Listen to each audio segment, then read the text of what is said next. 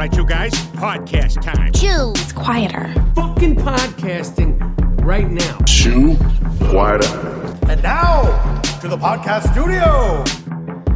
Okay. We're back.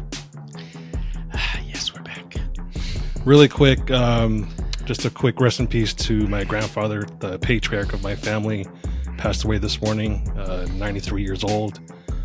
Came to this country way back in early 50s, legally, might I add,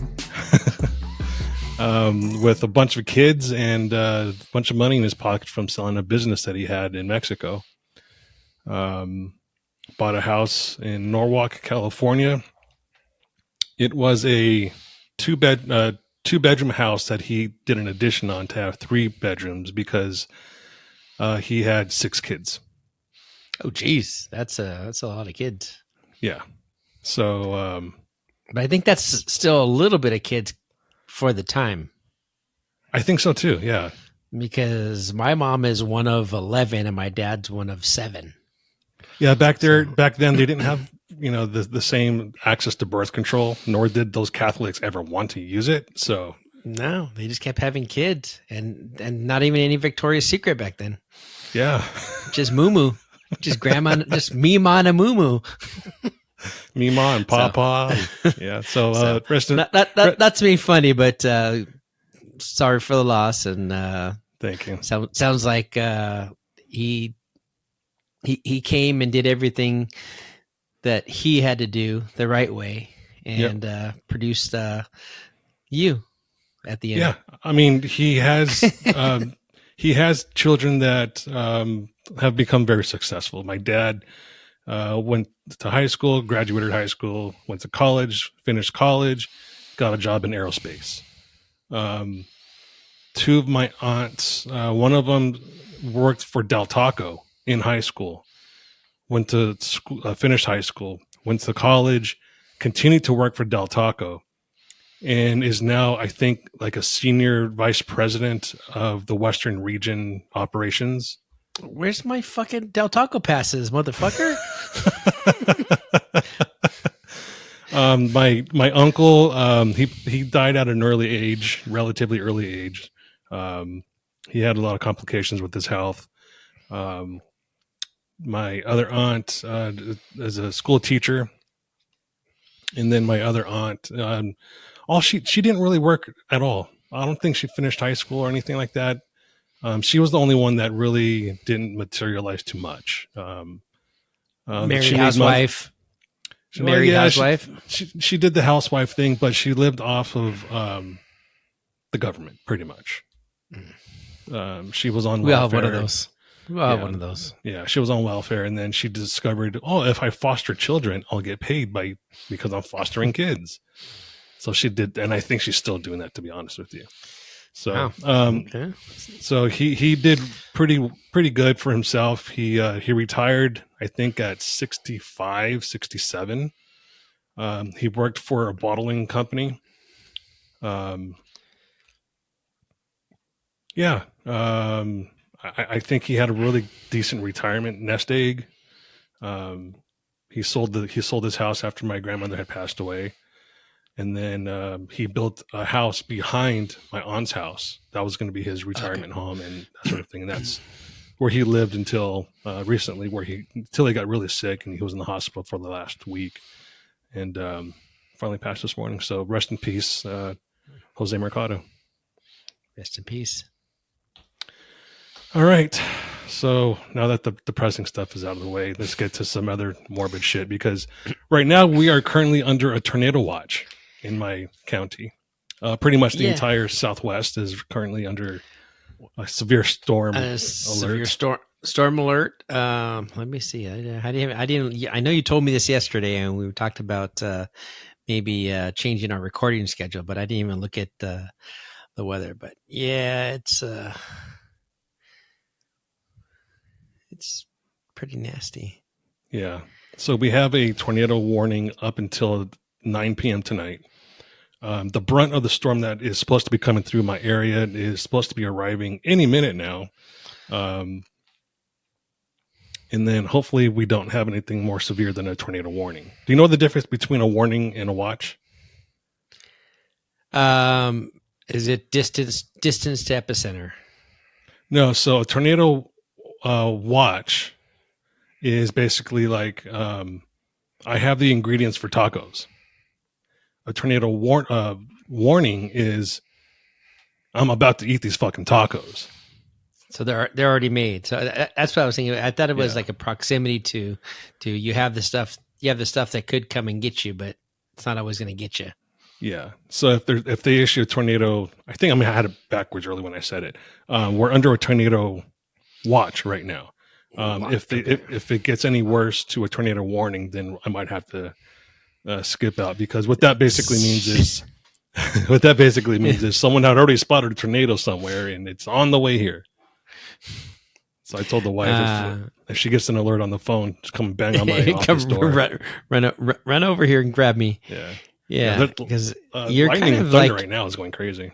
Yeah, there's stuff there, but it doesn't look like there might be something like Lawrenceburg. Like the biggest red area I can see is like between Florence and Russellville. Mm-hmm. So I'm guessing that's Alabama. Yeah, it's going through the whole area. It's still in the northwest portion of Alabama, almost just coming at an angle there. Huntsville's probably getting pounded right now. Yeah, Huntsville's in a little bit of it, but Florence is kind of like right in the mix of it right now, getting pounded. Chris Meehan's down there. Oi, look at this rain night. That's not a rain. This a rain. That's not rain. This is rain. That's not a knife. This is a knife. My Australian accent probably sucks. I think mine's more of a British accent. It is Canadian. Who knows? Yours is like a cross between Canadian and Scottish. Oh, okay. There you go. Which is awkward because it's like almost French. Jeez.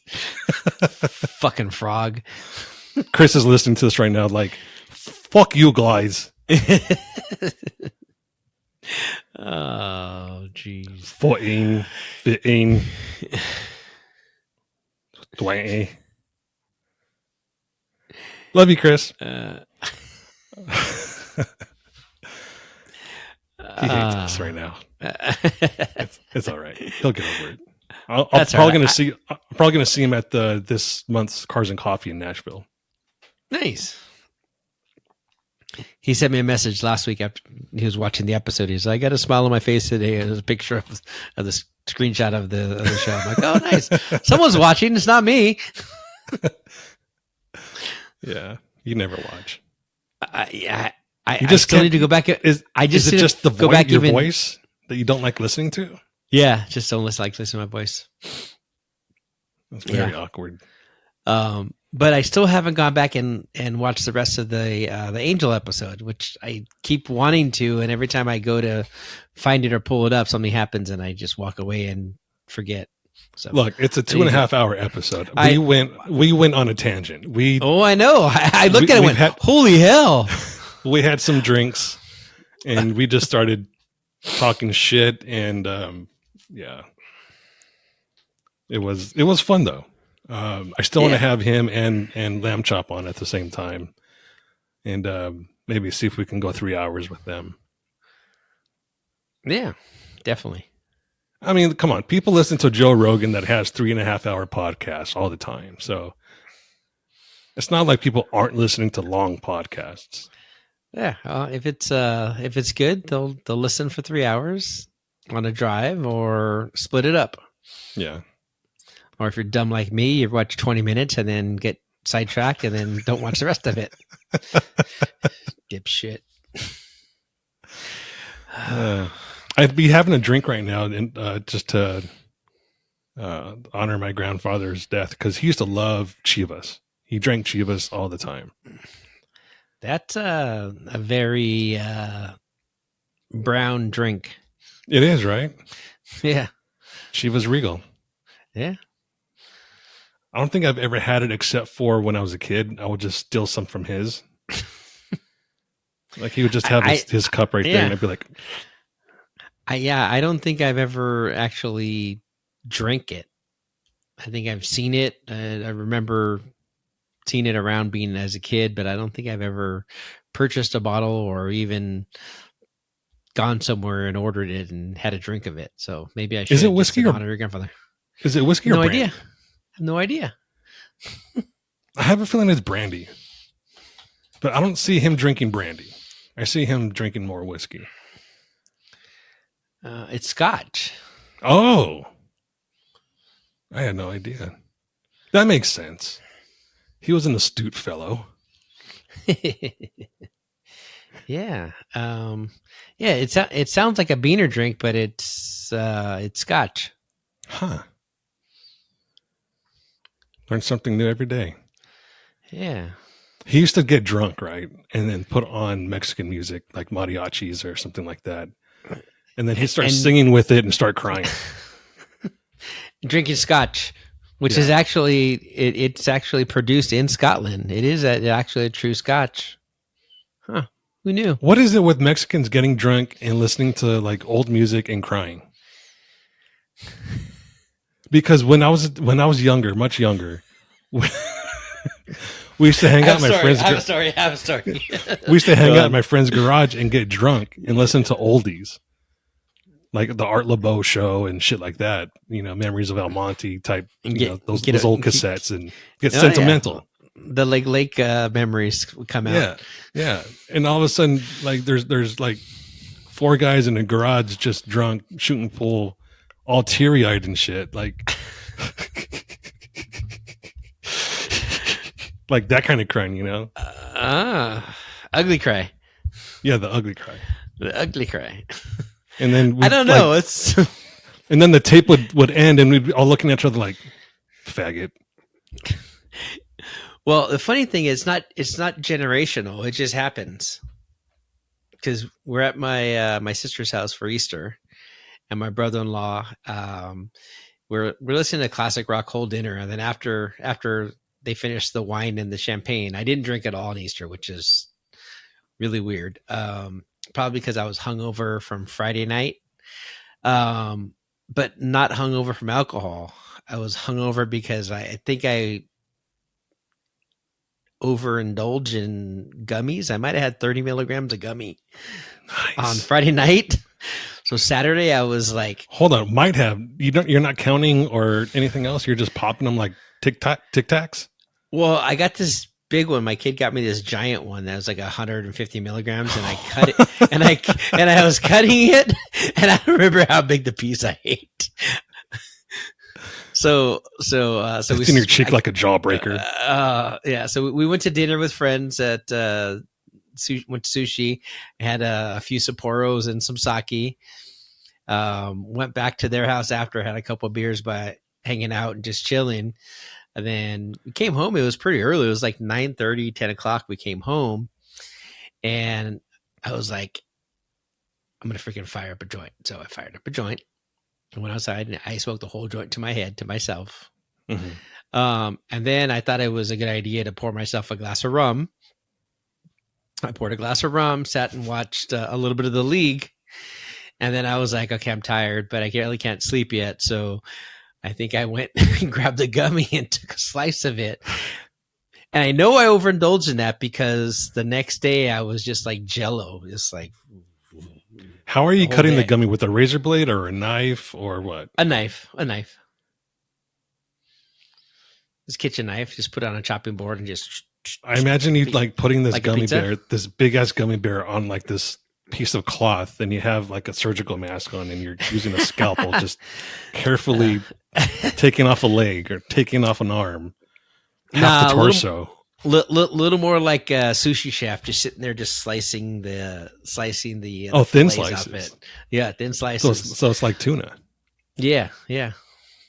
So, but I think I might have been a little not all there at the point, and I think I know I did. I get by the way I was feeling the next day, and then even Sunday, and I didn't drink that much, so I know I wasn't hungover. I didn't, the drunk hungover where you feel like, oh, I'm sick. I'm gonna freaking I drank too much. None of that. I was just like rubber, like just like jelly. Like you need a third nap. Yeah, and then Saturday morning, I think I woke up at like 12:30. I think I had to get woken up Saturday morning, and then Sunday morning, I didn't want to get up until like 10. Dad, get Easter. Up! I want my Easter basket. Well, luckily my kids are older now, so they weren't up yet either. So it works out. It worked out for me on Sunday. So did they enjoy their Easter basket? By the way, your adult children. Yes, did they enjoy? Except for it was raining when they couldn't fly their kites.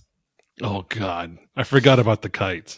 Yeah, so we bought these little glider planes for my niece and nephews, and they have a 2-story house. I went over to their house and they were flying it down the stairs, and I was like sitting there taking a drink of lemonade or water or something, and a freaking thing just comes, hits you right in the side of the face. Like, all right, okay. So but this is what I think about your fucking plane. Break it. No. I can't. I don't do that.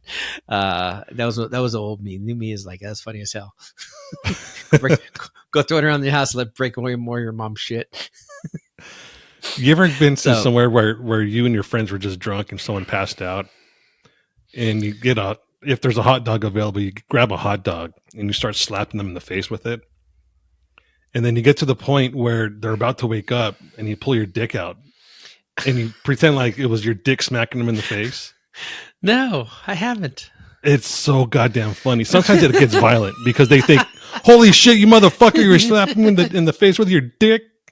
Sometimes they'll do that. Sometimes they'll just think it's funny. Like, your fucking dick gave me a mushroom print. Shit like that. Anyway, go on. I'm sorry. No. All right, so now whatever. So I wasn't drinking on Sunday, and they were drinking, and then my brother-in-law changed the classic rock to the 80s Spanish music, and it was like Maná and all these groups I don't really know, but I've kind of heard of. Like Malo like, type shit, or no, like Maná. Maná. I'm not too familiar with that. No, they're like an 80s or 90s band. He's younger. He's like he's a little younger. Like Menudo. I think it's still even newer than Menudo. Okay. But it does like, and he was like all reminiscing. That same thing. It was like he was like almost crying, like, "Oh, I remember so many good memories." I'm like, it's not generational. It's not like just the music you're listening to. It's just what happens, I guess. Is he white or Mexican? No, he has to be Mexican. You have to listen to that, right? Yeah. So maybe it's just a brown thing. It's a brown thing, I think. I think it's just a sentimental brown thing. It's like it's one of those things where you grow up and you're never allowed to show your feelings, so you get drunk and you show your feelings. Yeah. I mean, because like we've talked about before, Latin men in general, they mask their feelings quite a bit because it's the machismo, it's the macho thing to don't be a pussy. Don't be a pussy, yeah. Don't be a pussy. So maybe that's it. When that's the code breaker is alcohol and sad music. Release. Yeah. All right, we have to do some more investigation on this. I'll tell you what. Next week, I'm going to get me a bottle of Chivas Regal. I'm going to look at some pictures of my grandfather, and we're going to play some mariachi music and see what happens. Let's see what happens. I think you're going to be. I think there's going to be some sadness in there. Maybe even some tears of joy. Yeah, and everything. Just that remembrance. Just all everything's going to come. Everything's going to come through. I'm going to start spilling the beans. I remember when I was 11 at Christmas, he gave me a crucifix and I didn't want it because I wanted a toy, but now I just really cherish it. There you go. Work all those feelings out. Yeah. Yeah. I don't think that's going to happen. Unless it's a 3-hour podcast. You're gonna have one shot at Chivas going, fuck, how did Grandpa drink this shit? How did I drink this when I was 10? Yeah, I'm like, what was I doing? I remember someone giving me scotch when I was a very young age because I was like interested, whatever. And one of my uncles was like, "Here, have a drink." And I remember tasting it, and it was scotch, and it that fire down your belly. And I remember it pretty vividly. And I still drank it after. Who knows? You ever had sake? I had sake on Friday. Huh. So it's basically rice wine, right? It's rice not, wine. Okay. Mm-hmm. It's not it's not distilled in a special way. It's just rice distilled, kind of like, or fermented rice. Fermented rice, like wine. Yeah. Okay. So, are you a fan of it? Yes. Okay. I'm not. And it depends on. You really have to like do the tasting, kind of like you do with whiskey. You know there's shit on the market that you can go buy in a bottle, and that's typically what you get at a Japanese restaurant when they give you that little white carafe and there's some mystery juice in it. Well, that stuff is all in a box. And it's in one of those dispensers. You know the Jägermeister dispenser that they have at bars? Where they put the Jägermeister bottles on the top? Well, this is a box. They throw this box in there and then do kind of like a soda machine. And it just heats the sake up, and that's what they pour in. And that is the worst freaking sake in the world. But if you go like to a good liquor store or even a Japanese market that has all the different bottles, there's some stuff that's like hundreds of dollars for a bottle of sake. And just like wine, it's just the different, they use a different rice, a different fermenting, the different flavors that go into it, and it can be really good or really bad. You know, the Japanese really love whiskey. Yes, Japanese whiskey is some of the best whiskey on the planet still. Too. Really? Yeah. You again go to your good liquor store and look at some of the bottles. There's a bottle of Japanese whiskey at Total Wine that I think it was like $1,400. And it was 500 milliliters, just a smaller bottle, and it was like $1,400. I found that I'm getting ripped off out here in my little town with whiskey. I found that everything is marked up about $7 to $10 from Murfreesboro, and it's a little, and everything, just everything, not taxes or anything, just a markup. So I was gonna buy a bottle of Travelers, and I was like, it's everything that I've heard is it's basically Buffalo Trace because it's made from the same distiller. Mm-hmm. And so I was like, okay, so this bottle is $57. Buffalo Trace was $37. I was like, what the fuck? Why is it so much more? I'm not buying that. Then I talked to my friend Rob Ryan, and he says, like, dude, it's like the same price as Buffalo Trace. And he starts telling me, or I think he sent me a link somewhere. And sure enough, it's like the same price. And I was like, what the fuck? So just out where you're at, there's a remote access fee. I don't know, but it's a little upsetting. I'm going to drive an extra 35 minutes just to go get cheaper whiskey. When you pull into town, I make my stops. That's what I usually have to do. Well, it's funny because we have that with gas out here, where we'll be 20, 30 cents more than if I was to fill up in Gilbert or Mesa. And I just call it the middle of nowhere fee.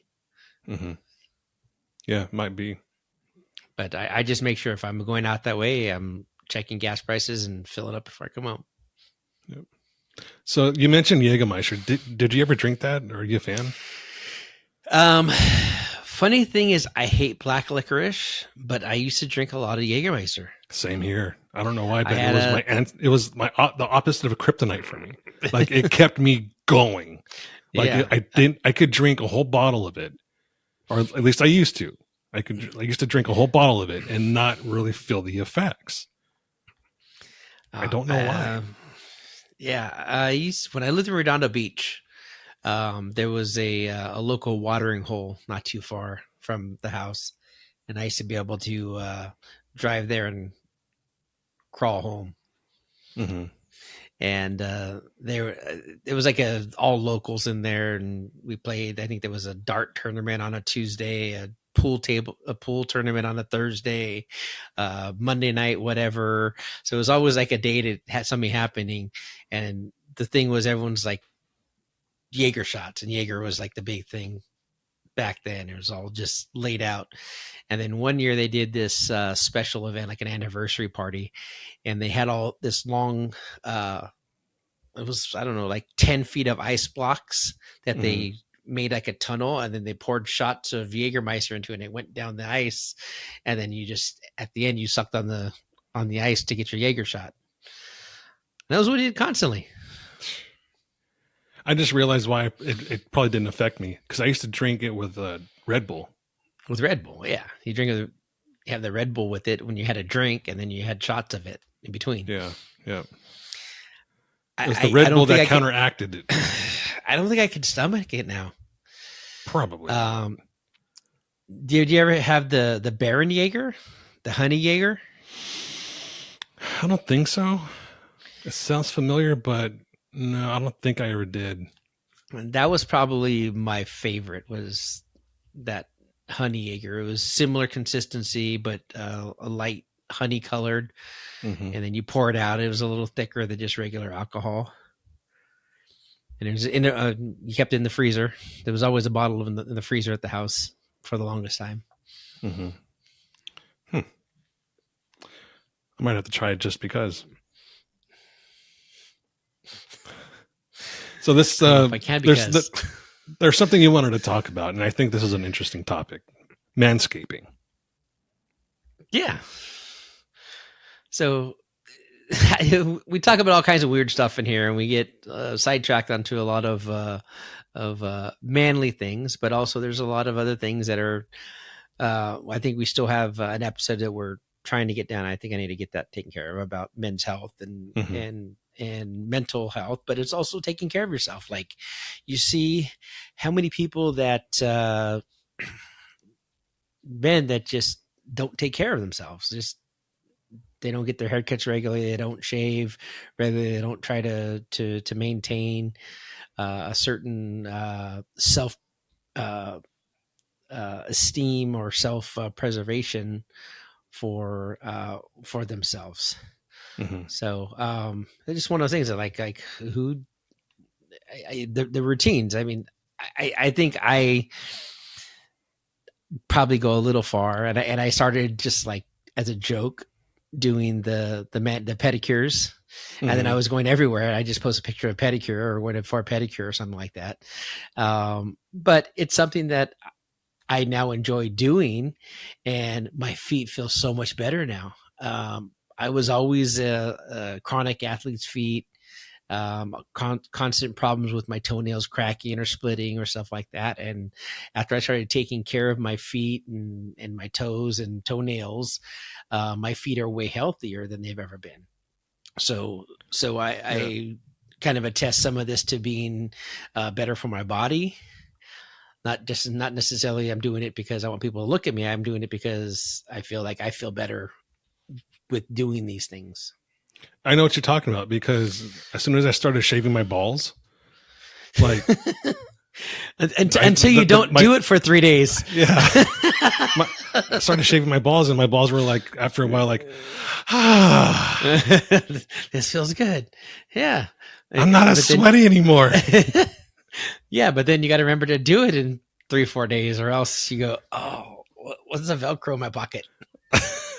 We have a couple of friends that shave their entire body. I don't know if I should say their names, but one of them has been on the show before. Jake. And the other one has we've talked about before, and he's actually shown us his testicles before, just because he thought it was funny. Jeremy Clatton.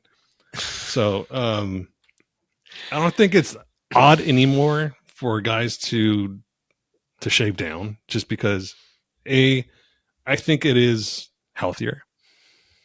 You're not as sweaty because there's not a lot of humidity going on there, especially if you live in Florida or Tennessee like I do, or in areas like you do where there's just brutal heat.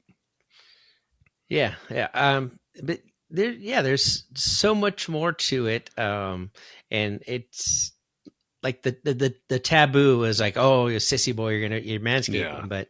but it's that there's I don't know. I feel like just taking care of yourself at that level, as well as trying to help your mental health, your physical health, like all of that all goes together into a full package on keeping yourself clean together. I mean, look at soap. Before you had Dial, you had Irish Spring, and that's all you really had for soap for that was like men that didn't smell like a woman. I mean, you had lava soap for dirty mechanic hands, but you're not scrubbing your nuts or your asshole with that. Right. I mean, you could, but I wasn't.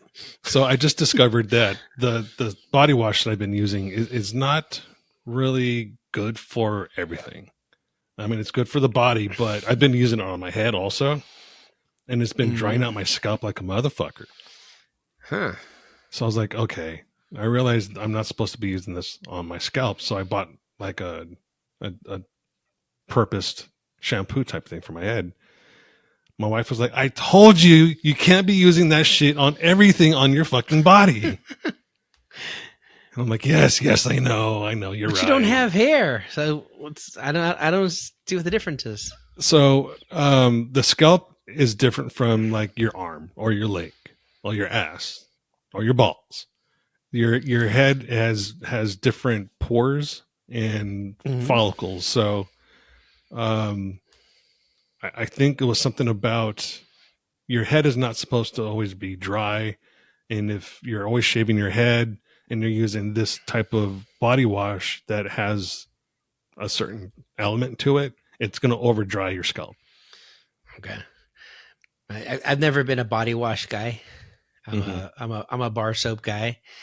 And I think over the last 2 years, I've kind of graduated into like luxury bars now. So I get the Duke Cannon bars, the flavored scented bars. And I have this little pouch that it fits into that stays foamed up, and it's got a scrubber side and then a wash side. And I feel that since I've got that I tend to wash my body a little more, probably complete, as opposed to when I was younger, when you watched. I think I've seen a meme about where men wash and where they kind of wash and then the water will get to it. It's like you got your hot spots, your hair, your balls, your ass, and then that's it. And the rest is just like, whatever, I get soap here and there. Yeah. I saw a meme about that one time too that said a woman will have 4 different bottles of washing material, and they're all purposeful for, the hair, the face, the body, that sort of thing. A guy will take lather from washing his balls and just put it right on top of his head and just wash his hair with that. Exactly. Straight from the ass to the head. Yeah. Yeah. And it happens. It kind of in a rush. Need a 5-minute shower. That's the way to do it. Oh, I got in trouble for that this weekend. That it takes her so long to get dressed, and it takes me 5 minutes to get dressed. Get showered and dressed. It takes me about 8 minutes. It takes me about 15 minutes, but she's like, it's only like 6 minutes for you to get in the shower and out of the shower and dressed and out the door. And then you yell at me because I'm taking so long. I'm like, well, fucking start earlier. Yeah. I mean, late is late. If you know you take longer, start fucking earlier. My wife, if we're going somewhere, it's a solid hour. She's in the bathroom. And then I'm on the couch flipping channels, waiting for her to get out, and she'll come downstairs. Aren't you going to go? Aren't we going anywhere? I'm like, I've been waiting for you to get out of the goddamn bathroom. Yeah, exactly. She's like, well, we got to leave in like 10 minutes. I'm like, that's plenty of time. I've already ate and had a drink and took off my shoes, and now I got to put them back on. Yeah. I don't understand it. Like, it's not that serious, ladies. I know you do it for yourself, but why? Is it Is it a thing where, is it a self-conscious thing? What is it? I don't know. I don't get it. We might have to interview our wives one of these days about that. I don't think that'll go over very well. Yeah, I'm like, how's that going to work? You're like, nope. Yeah. Let's interview your wife. Nope. But no, just I think I mean, from growing up, I remember like the older men, and I say older men, I was growing up, the men probably younger than me up to my age and even older, like they had freaking ear hair, like freaking forest coming out of the fucking ear like that. I have to take care of that a lot. Nose hair coming out of their freaking nose. I'm like, Yeah. no, no, that's clean. That's a nice clean. Although I shaved yesterday, and you can start to see the outline coming through. I have to take care of my ears these once a things week. have to get trimmed up because I get these little things that pop up and do these little horns, and then I got to like hide my horns. Mm-hmm. I mean, shaving places that need to be shaved, getting a manicure. I don't do manicure. I bite my nails, so I don't really do a manicure, but I usually try to go in and try to clean stuff up on my hands. You want to know what's funny? Since I stopped smoking pot, I stopped biting my nails. Really? Yeah. I think there's a correlation. You get paranoid and you just bite your nails? Maybe. It's old school paranoid. Parents I don't gonna know. come home. Maybe. You're gonna get busted. Get busted for ditching school and smoking pot. Yeah. What are you doing home? It's noon. What are you doing home? It's noon. Yeah. Aren't you supposed to be at work? Yeah. By the way, we're out of ice cream. Can you go to the store? I need more corn pops too. My mom one time. So my mom was a single mother raising 2 kids. And at the time she was dating a guy, and in this one summer, his son would come over and hang out with my brother and I. So there's 3 kids in the summer with not many places to go. We weren't really allowed to go anywhere. And she goes shopping. And at the time, single mom, struggling, like most do. So come I think Wednesday or Thursday, she's like, where did all the food go? I'm like, well, we ate it. It's like, why? How did you eat that much food? And who cooked it? I'm like, what the fuck you want me to do? Just look at it and not eat it and just starve? What'd you guys eat? Oh, I used to make full on breakfast. Like she used to get ham steaks so we can have those on the weekend for breakfast. Mm-hmm. And I would just cook those up. We'd go through a dozen eggs easily. Ice cream, of course. Ice cream was the first thing to go. Cereal, steak, chicken, having Everything. a full on meal for lunch. You'd come in and cook the steak. That there was a steak in there. You'd cook that. Yeah. Oh. And there's just pitiful sandwich meat still in there. And I'm like, fuck, I want to have a steak. I guess we're having sandwiches for dinner because I had the steak for lunch. I think I could have been killed for doing that. So it was shortly after that. She was like, you need to get a job. So I got a job. And I started working at a retirement home, which was fucking awful. One of my first things to do at that retirement home was to empty the trash cans in the laundry facilities. There was it was 4 floors. Each level had 3 laundry facilities. So there was 2 different trash cans in each laundry facility. For whatever reason, these old people wore a lot of diapers, and they would throw their diapers away in these trash cans. Trash cans. And I had to throw these trash cans out. At least you weren't cleaning bedpans, I guess. No, I wouldn't have done that. Well, fuck that. I think that's where I would draw the line. Slightly better, but not much. Yeah. But my other job there was they had a cafeteria, and I would serve them the food that was on the menus. So because I worked in the kitchen, I would feast on the same meals because there's always leftover shit. And they had big old walk-in refrigerators and freezers and all that. So I would take home shit. Made your own steaks. Yeah, I would. I literally would. I would take home shit. I would take home the steaks. I would take home loaves of bread. Whenever was going to go bad. No, not even. They just restocked. I'm like, fuck, check this out. I'm making fajitas tonight at home. I'm taking this bell pepper, this onion, taking this flank steak. Okay. So, needless to say, that job didn't last very long. I would probably assume so. Speaking of flank steak and shit like that, another topic I want to talk about was the best tacos you've ever had. You must have had a really good taco recently. No, I didn't. And the reason I brought it up is because we talked about this is that I can't pinpoint the best taco I've ever had. Chris is listening right now. Chris Meehan's listening right now like, oh, you mate, fucking tacos. Fucking tacos are gross. I need ketchup on them. Ketchup on my tacos. Fucking wild, man. But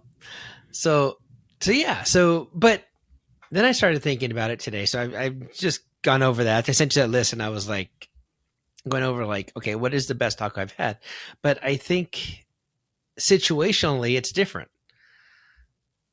Best fish taco I've ever had is in San Felipe, a little stand in San Felipe. Going down to race Baja, I was probably 19. Went down to San Felipe for the first time. We pulled into town, and town was nothing back then. It was probably 2 or 3 taco shops and a liquor store.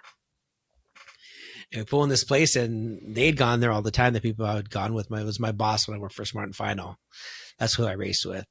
Went down there, and they saw these guys coming in town, and all of a sudden they just started setting everything up. They knew it was going to be a big giant order. We'd order like 100 tacos at a time for the team.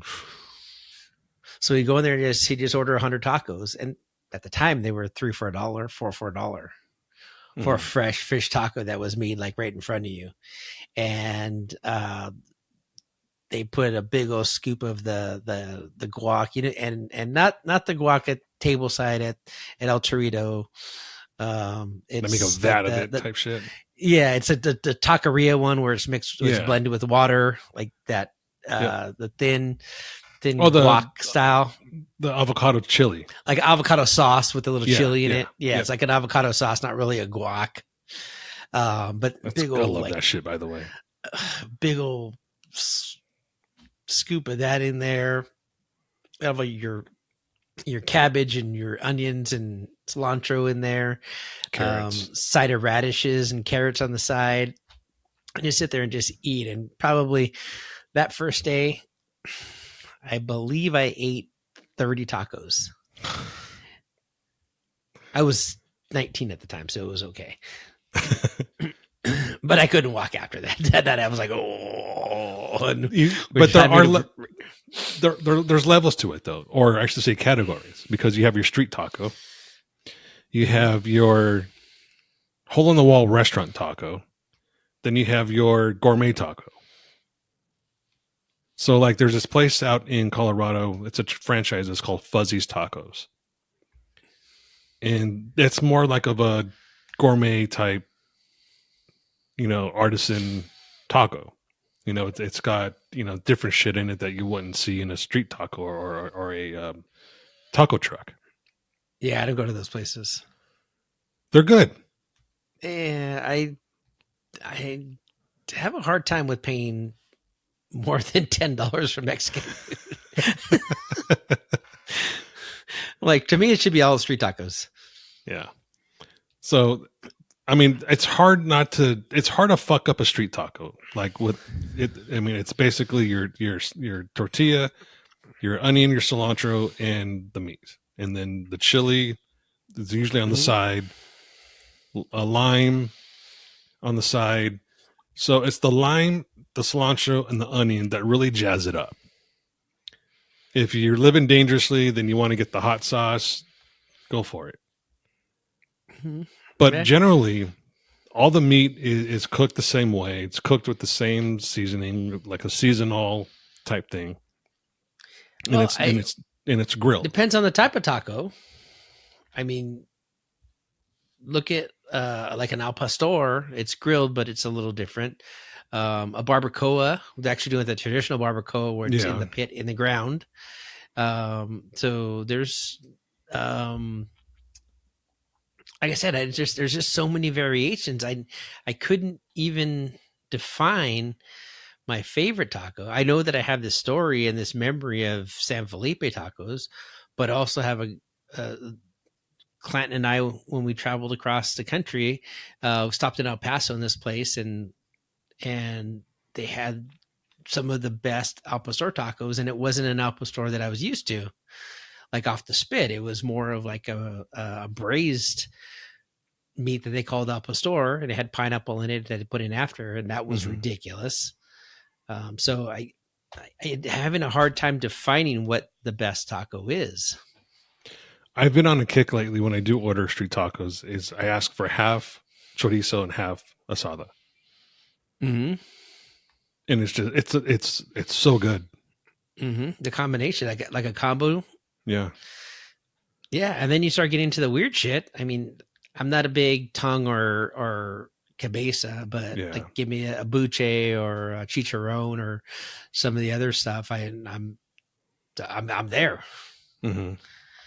Like your the chorizo is always a good option for a taco.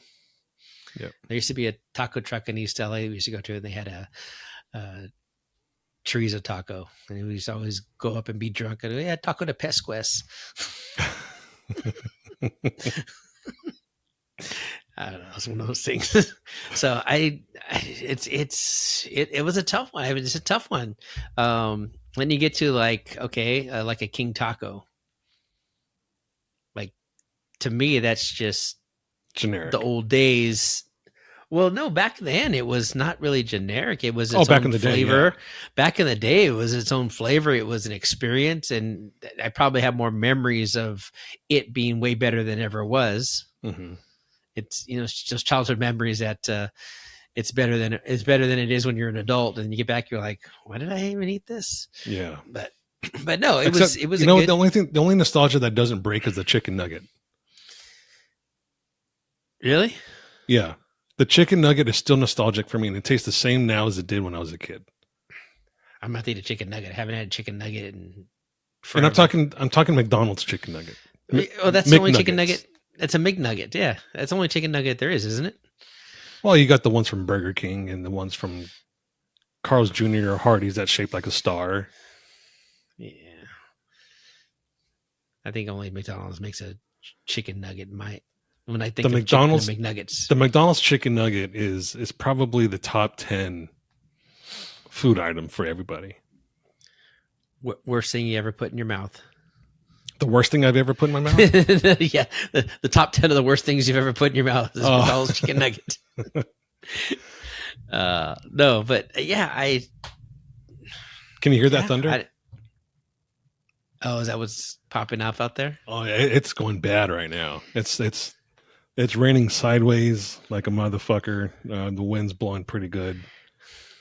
So I'm waiting for any moment now for my phone to just start screaming. There's a tornado warning. To kick you out. Yeah. Let's see. What does it look like? It's moving. It's moving. So it's like, because you're Shelbyville, right? Mm-hmm. Yeah, because it's kind of like. Oh, it's a fast moving one too. It looks like, It's or is that just sped up? Too. It's sped up, but it's pretty fast. That's moving. Yeah, they said it was going to move. And you're kind of right in the middle, and you're kind of like in the middle here. So It's not really hit. It's around you, so you're hearing it definitely around you. But luckily it's kind of.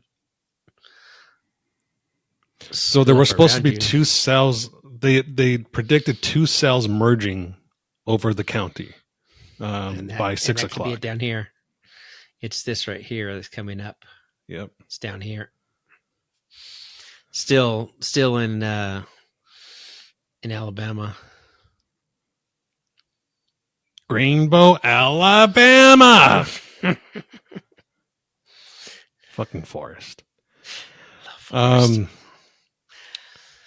So yeah, so what is your favorite taco? I mean, can you pinpoint one that like our taco experience? It just like you can always remember that taco experience and go, that was like a great taco. I have two that I can remember. I have a nostalgia of the King Taco. There's also a place here in Mesa that's really good, but I don't put it on the radar as the killer taco that is my favorite taco. I think I can more or less eliminate the tacos from bad to good. So Matt takes me hunting over in Missouri, and it's the Boot Hill, Missouri, and he takes me to this one Mexican restaurant that he swears up and down it's good. Matt is white as fuck too. I'm like, I'll be the judge of that. So they do have one thing that's good, and it's really hard to not be good, and it's basically a chorizo with queso dip. Okay. So we get that, and it's good. The first time I went in and I got the tacos, and they gave me the tortillas on the side, and you had to build your own taco. I was like, no, that's not how this is supposed to go. And they put it on a wax piece of paper, and all the tortillas were stuck together. And I tried to get one off of the wax paper, and it was stuck to the wax paper. The beans were runny. The rice was very salty. I was like, this is not the jam at all. So we went back another time, and I got a fajita burrito. I'm like, hard to fuck up a fajita burrito. But they did. They did it? Yeah, it was okay. Exceptional. They were exceptional at fucking up a fajita burrito. It was okay, I should say. It wasn't what it should have been. So I'm sure we're going to be going again this year. I'll have to try something else because that's Matt's go-to when he's in that area for hunting. And more times than not, I'm the designated driver because they like to get pictures of margaritas from there. Bunch of fucking lushes. Gotta drink the margs.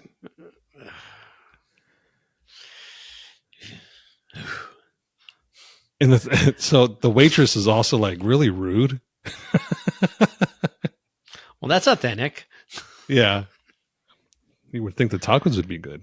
Yeah. You think yeah. But yeah, it's easier for me to eliminate places that had bad Yeah, tacos than it is to say this is the good one or this was the exceptional one. I've eaten tacos everywhere, and I'm just like thinking about my favorite taco, and that's one of those things where I have my absolute most favorite sushi place that I've ever eaten. That's easy to do. I can easily point to my favorite sushi place ever. Right, my best burger place, but I cannot pinpoint my favorite taco, and that was the point of this question. Yeah, was how hard it is to put down your favorite taco and go between the different styles and types and go, this one is absolutely my favorite. Can't do it. Nope. Even backyard barbecue tacos that I've had at friends' houses, they're all really good, always really good. But to just pinpoint one exceptionally good taco that sticks out from all the rest, unless it's an artisan taco that there's just a different flavor profile, it's just not happening. Yeah. We might have to go on some sort of a taste test hunt. This. I know. We keep saying this. We got to do it. We need funding for this. We need an RV. And, I have one. You do? I thought it was just have a truck, a Oh, travel yeah. trailer. That's good enough. That's good enough. Yeah. we can stop in a rest stop. We can stop in a KOA. We can stop wherever we want to. I have a truck that pulls it. We can set up cameras in there and go through where we want to go through. If We'll have to want get a stop and package. eat. We'll have to get a package of hot dogs for when you fall asleep. Oh, damn. We don't need a hot dog. When we're going, no hot dogs are needed. We might if we break down. Hey, remember those hot dogs that I was slapping you in the face with? We need to eat those now. Time to eat those. It's lunchtime. Oh, jeez. So, yeah, that was it. It was just something I was laying in bed thinking about last night. It's like, I can't pinpoint that one thing, that one taco. I just go like, that taco ruins the rest of the tacos for me. I don't have one of those. Yeah. It's a good point. Yeah. I'm with you there. Okay. Let's move on to your other topic that you wanted to get into. And there's two that we haven't covered yet. And I'm picking this one because I think it's kind of funny that you want to talk about Little League. Why? Because you don't have any boys. So I don't have any boys, but my nephews are 8, 9. And they just started playing Little League, and we've been going to games. And they're right, aren't they? They're fucking great. And seeing some of the stuff that happens. My nephews are 2 exceptional young men, but they're not very good at baseball. They're the ones that the coach are always yelling. They're in the outfield, and the coach is always yelling, "Pay attention! Yeah. Put your glove on your hand! Yeah. Quick kick in the grass!" You know that, all that right? That's happening. They're the one like that. My nephew Joe, he was in right field, and kid just blasts one over the first baseman's head in the corner, and he's looking this way. Ball's over there behind him. He's like, and everything, and everyone's running around him. And he finally turns around. Everyone around him, like, and he starts running. I'm like, dude, where are you going? They already got it. They're well past your chance to get that ball. Is flew right past you. So I coached a little league team. My nephew's when he was, I think 6 years old or something like that, 7, maybe young, maybe it was 6, but it was t-ball. So it's the first step to learning baseball. Mm-hmm. That tested my patience like nothing else has ever in my life. That will get you, because they're not my kids, obviously, and you can't just like, "Are you fucking stupid?" You can't do that. Yep. So, and then you have to remember they're just kids, and most of them are boys, and boys of that age are just fucking stupid. And they don't get any better when they're older.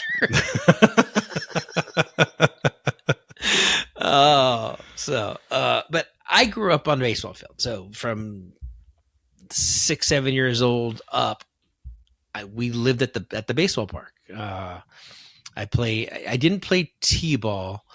I think I started in single A, so they're already getting pitched to.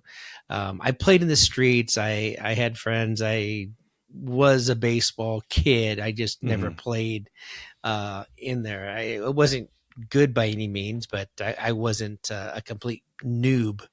And my nephews are complete noobs. They've never owned a glove or a bat.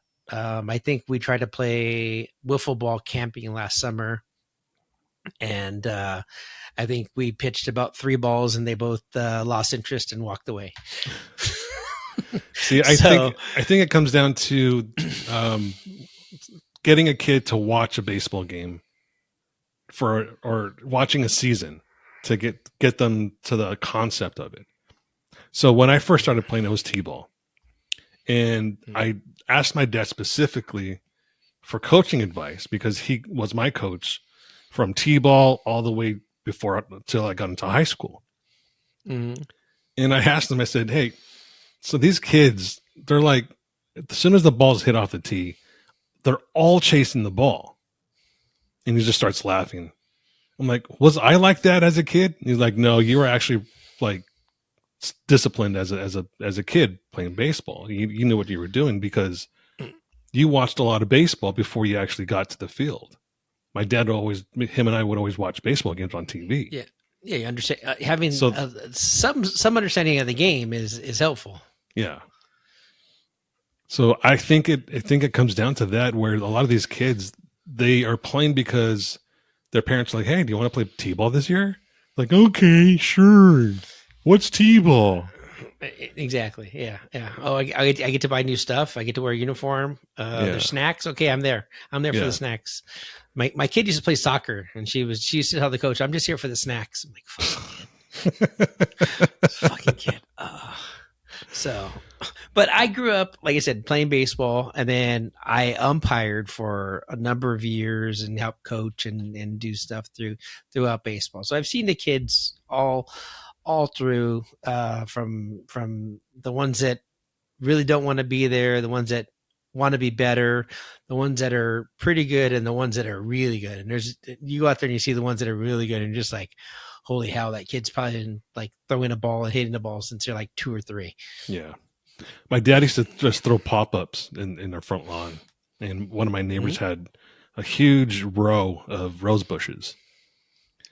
And one time he just let one go a little too far, and I'm backpedaling, and I fell into the rose bush. And I remember just like laying in there, I'm stuck, like, I'm stuck. Ow, ow. And I'm trying to move, and he's like, don't move, I'll get you. And I'm trying to move, and I'm like crying, and it's hurting. And he's like, don't making move. It worse. Yeah. And he comes and he just grabs me by the shirt and just yanks me out of it. I just pull that scab off. And he's just like, I'm sorry.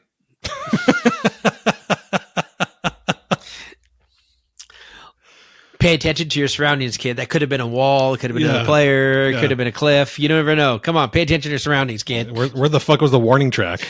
There was no warning track. That just brought that up. I was just having some nostalgia of my younger days playing, and then watching these kids and seeing them play and seeing them get better was a big thing. Is from day one, we went to the park to go practice, and they didn't know how to address the plate. They didn't really know how to hold the bat, throwing the ball, catching the ball, none of that. And I see them just progressing a little bit. So I think at the end of this year, they'll either decide they want to do it again or decide they're not going to do it again. At least I'm seeing some growth and some change in them, and hopefully they decide that they want to do it again. Yeah. I don't know. I prefer that than going to see pros play. We get to go see high school football, high school basketball, now high school baseball with one of our friend's sons in doing high school baseball. So I'm going to start going to a few games there. Nice. I get some T-ball games coming, which it's just fun as hell. So college baseball just started, and I was actually asking Matt Loxley about the environment for Tennessee and Knoxville, what it's like there, and he's like, it's a blast. But he suggested I go check out Vanderbilt because it's just right here in Nashville. So, yeah, Vanderbilt is usually a pretty top ranked team. Yeah. So I think I'm going to check out a Vanderbilt game. We don't have a Major League Baseball team here yet. They're working on it. They're trying to get a franchise here, and I hope they do. And I hope, from the rumors, there's some rumor that they might put it in Murfreesboro.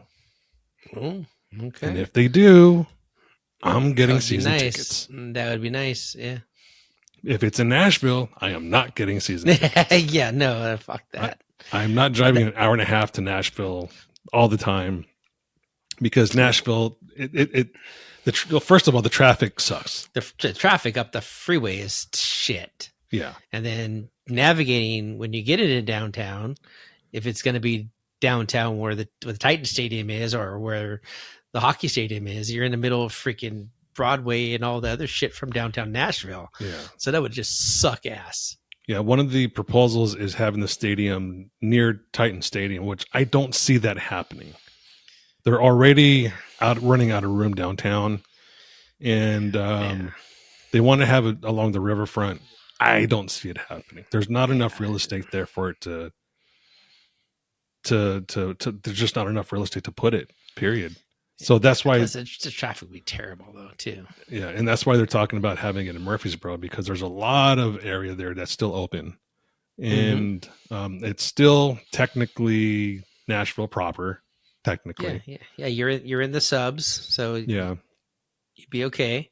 Mm-hmm. Yeah. That would be it. And I think that would be a big plus, because people in those more suburban areas of the big city are more likely to come out to the games than people that live in and around the big city. Mm-hmm.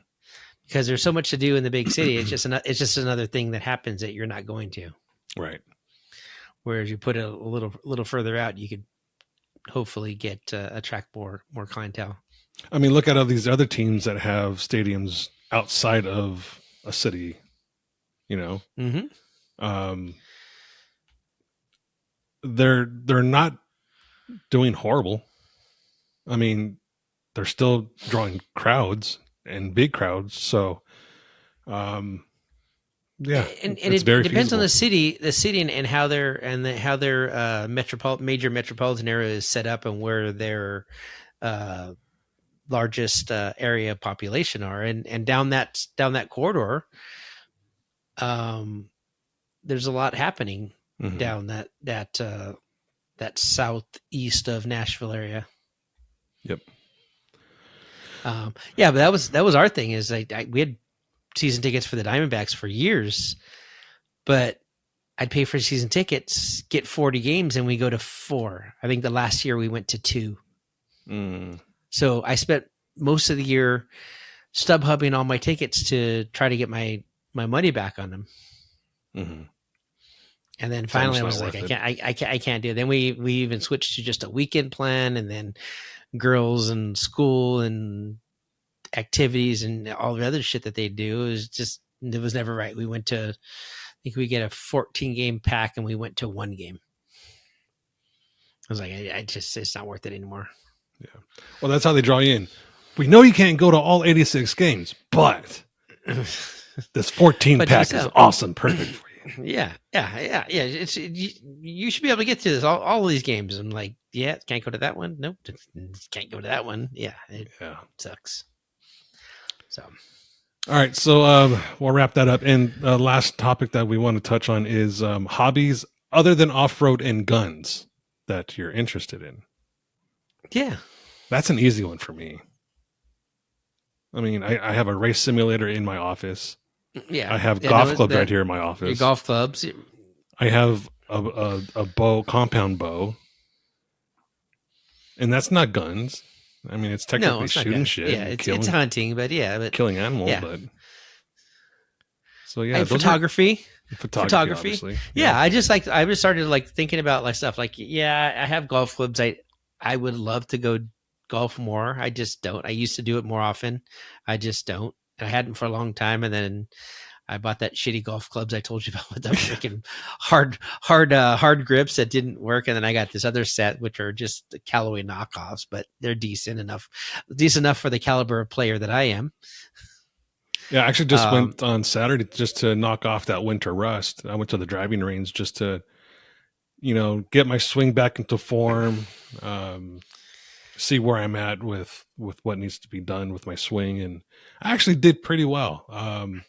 I only had a few slices with my driver, so I'm pretty happy with where I'm at right now for not playing all winter. Yeah. So it's one of those things. I think we did the driving range a couple months ago. My buddy Greg and I went to the driving range, and it was just went out there and hit some balls, and went and sat at the freaking clubhouse, had some lunch and a beer, and it was a good afternoon. So I think I should probably do that. I have a fish tank that you can't see in here, but you hear it occasionally when it's sitting there. I have a Scout that I've kind of got back to building again. Yeah, I saw that. So I know I get a lot of shit for it, but it's not what I started building. When I started building it, it was it's a whole different animal to what that was when I started building it. So it was a Scout. Some components are the same. Bronco. It was a Scout. Now it's a Bronco. So iterations of everything has changed. I mean, everything has changed. Everything that originally was supposed to go in that, except for the motor that I built, is all been changed and rearranged and redone and all different. So it was like, oh yeah, it looked more complete before. I'm like, yeah, because it was all taken apart and all new stuff added in. So it's a whole different build now. So that I got the welder out and actually did some welding. So yeah, I just stuff like that. I do enjoy woodworking, but I don't do a lot of that anymore. And then building around the house, I mean, I think I posted shit ton of pictures of projects and stuff that I've done around the house. I enjoy. Well, I have enjoyed that. I'm not enjoying much of it anymore. I'm just like, fuck it. Can we just hire someone? Yeah, I have a few home projects that I need to get on. One of them, I think I briefly talked about it last week. So the 1-year warranty on the house had just expired, and we put in the last bit of claims. Some of the drywall screws were popping out from the house just settling. Mm-hmm. So the deal was that they would fix those holes and put the mud over them and that sort of thing. But they don't sand that. They don't knock it down. They don't sand it down or paint,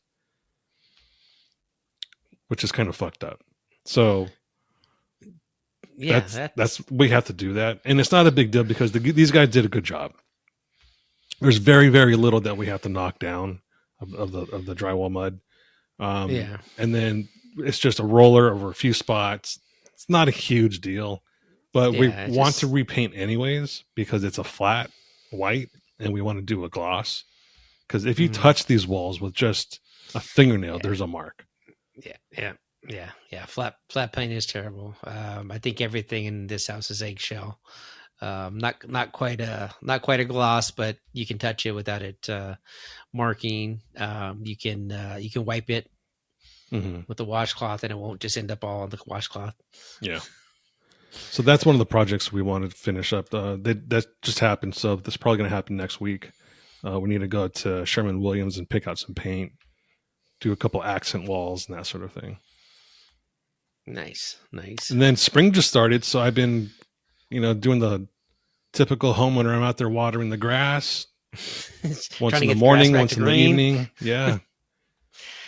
I was out Saturday. Yeah, like a freaking zombie, like out there, like trying to clean up the garden, which was overrun with weeds, and it's terrible. Yeah, but should be harvesting some onions soon. I have some celery out there. Some peppers are growing in nicely. I think there's some peas out there. I don't eat peas, but there's peas out there. How's your weed plant looking? I don't have one of those. And legally I can grow one. Legally I can grow 18 of them here. Why haven't you? Is it because of the kids or just you don't know how? Because there does take some skill to grow pot. Yeah, I can figure it out. I figure out how to make palm trees live in the desert. I can figure out how to make a weed plant live in the desert. No, it's just one of those things. Like, Is it because your sheriff is your backdoor neighbor? No, don't even care. I walk out there with the joint all the time. He's probably just No. lounging on his deck, and you're out there smoking pot. Oh, smells like Armando's outside. Doesn't matter. It's all legal, so it doesn't matter. I'm on my property. I'm in my property. I'm within my legal rights. Arizona, you can grow 6 plants per adult, so that's 18 that I can grow with the residents that live in this house. I don't know. Just don't. Probably because the same reason I hate the other aspects of the garden. We, I grew Brussels sprouts. I love Brussels sprouts. Well, we had room and I planted 1 plant of Brussels sprouts. I probably should have planted 10 of them. Maybe my problem is quantity, not quality. But I plant 1 stalk and it nets like 1.5 pounds of Brussels sprouts. I'm like, okay, that's 1.5 pounds of Brussels sprouts. Usually at the store, they're anywhere between $1.69 and $2.49 a pound. So that would have costed me max $4 for 1.5 pounds of Brussels sprouts from the store. But it cost me $4 for the plant. Cost me water for the 6 months that it grew, or 5 months that it grew.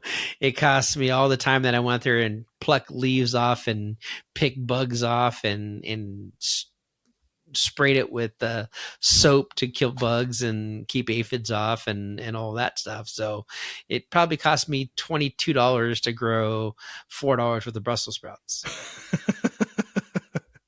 But they're all natural. So I could assume that I can just go to the dispensary and buy, and it's already there, ready to go for way cheaper than it's going to cost me to grow some stuff. So yeah, I'm not growing for now. That's good stuff. My dad grew fucking tree. I think last year he harvested last year, and it was 1 bush he got. And his buddy Rob got a flat of starters, gave one to my dad, he grew a couple for himself and gave a couple others away. And my dad's was the only one that really took off, and it was probably 6-7 feet tall. He had buds on it, like cones, like probably 8-10 inches. Once they harvested and bagged everything, I think he said there was 6 pounds. Wow. Off of 1 freaking bush. Yeah, it was a lot. Like it was like jars. He had like in jar containers, and he's like giving it out to all his friends. Yeah, these old hippie dudes. I'm like, so yeah, maybe, but I'm not into the gardening for losing money anymore. I'm like, next time we're gardening, I'm like, okay, I'm going to do like 1,000 of these, and then we're not buying these for the rest of the year. Like I don't buy green onions anymore. There's green onions that just grow in the garden all the time. Nice. So I have those there. There's parsley out there. I don't eat mint, but there's mint like for days out there. Celery. I haven't bought celery in 9 months. The celery just keeps growing out there. So as soon as it gets hot, they'll probably die off, and we'll have to replant them. But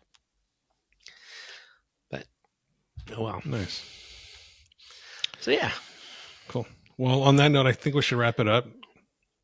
Are you hunkering down? Are you looking for shelter? But but I can hear it. I can hear it. That rain is getting hard right now. It's now horizontal. So. Oh jeez. Let's see what it looks like. Before we lose power and I just disappear from the screen. Yeah, you're in the middle of it, and they look like they're kind of convergent below you. Great. Awesome. So yeah. Good luck with that. Yeah. All right. Sounds all right, good. Everyone. Thanks, everyone. Thanks for listening, and we'll see you next week.